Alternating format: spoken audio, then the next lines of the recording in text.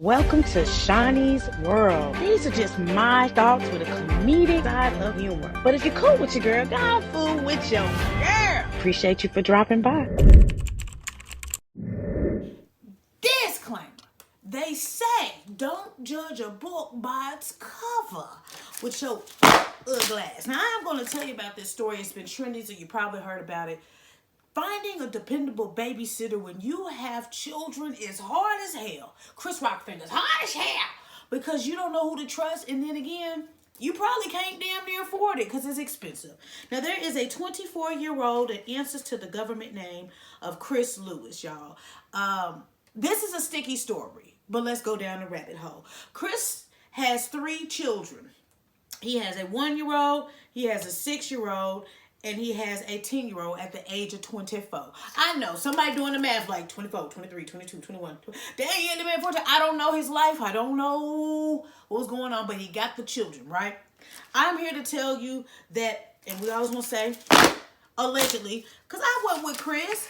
Allegedly, he is made his face to the internet. Not because he was a great father, but because of the decision he chose to do that put his children in danger. Now, he was apparently going to a job interview. So what he did was he took his 1-year-old, his 6-year-old, and the 10-year-old to a McDonald's that was down the street from his home. It is being stated that allegedly Chris does not have a motor vehicle. So they Southside walked it out. Eastside walked it out. And he took them to the McDonald's because they had a play set. You know how they have that little indoor playground? At this location that's located at 2902 Washington Road, if you want to Google Maps it, okay? And when he took his 3 children to that location, he probably said, go on and play, y'all. I'm gonna go to this job interview. I'll be right back. Right back. So that meant that the 10-year-old was supervising the 6-year-old, and who was supervising the 1-year-old? I don't know. But they was at that McDonald's, and somebody felt compelled to notice that those kids were unattended for a very long time, long enough that was uncomfortable for them, because they said that the children was there from around 4:30, and then he came back, and then he left again, and then he finally came back at 6:18. But when he came back, the police was there. Wee. Get in the cop car, Lil Wayne. Now the thing is that innocent onlooker noticed that those kids were unsupervised, whether it was a person that worked at McDonald's or whether it was a person that was there from the time they saw him leave. Maybe they were dining in and noticed it. So the police were contacted. I ain't never seen the police pull up as fast as they did for that, but they pulled up. You know, I tell you, sometimes, especially in certain situations, they react on time, and some of you be like, did I call them? What? Pull your call log up. What time did I call them? So they pulled up because it's given endangerment of your children. Neglect. It's given neglect. It's given CPS is going to be around the corner, okay? So the kids were unharmed. I do not know if they were fed during that 1 hour and blah minutes. But when he came back, he mentioned that he was going to a job interview.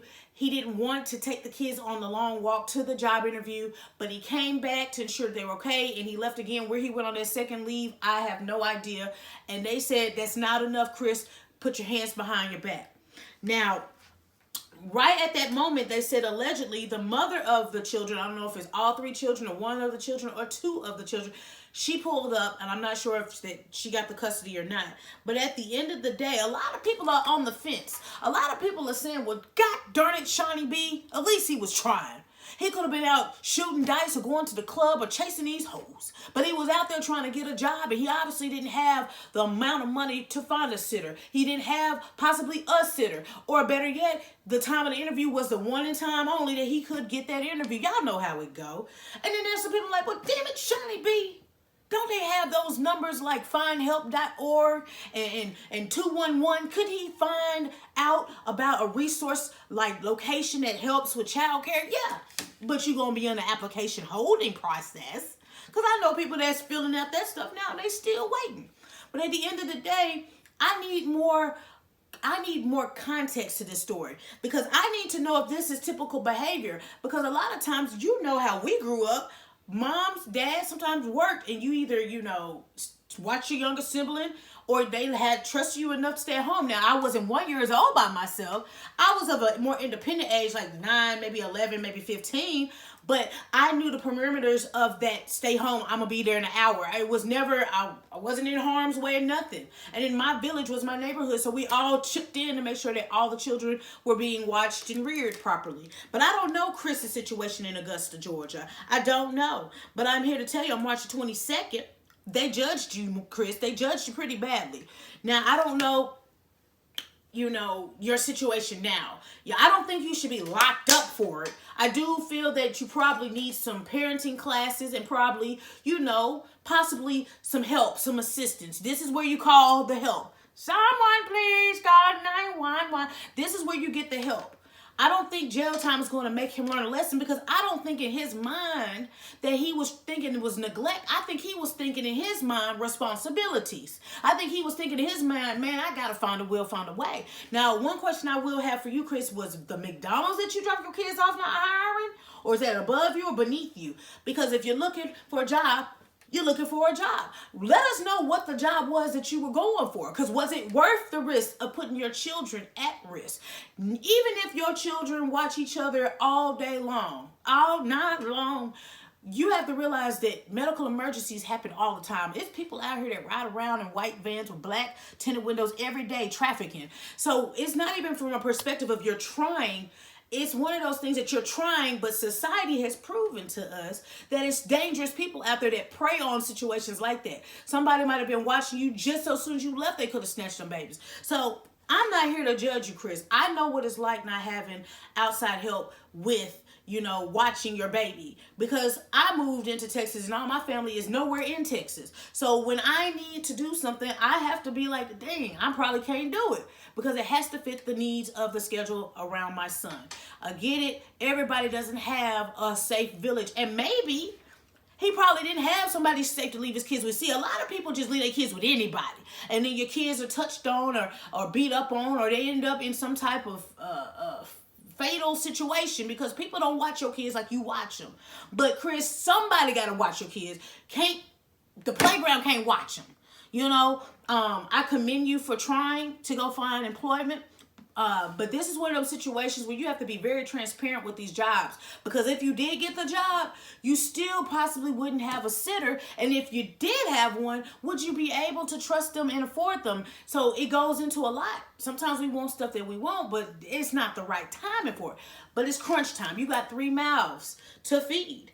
So, baby, I hope that this story is not embarrassing you out here. I hope that people are pouring into you and even opening up the eyes of your community around you, that these resources have to be available, because somebody can't wait for an application process. Somebody needs help right now. And this is where funding and government grants help. But, of course, they're getting rid of those things. So who can you run to when you need love?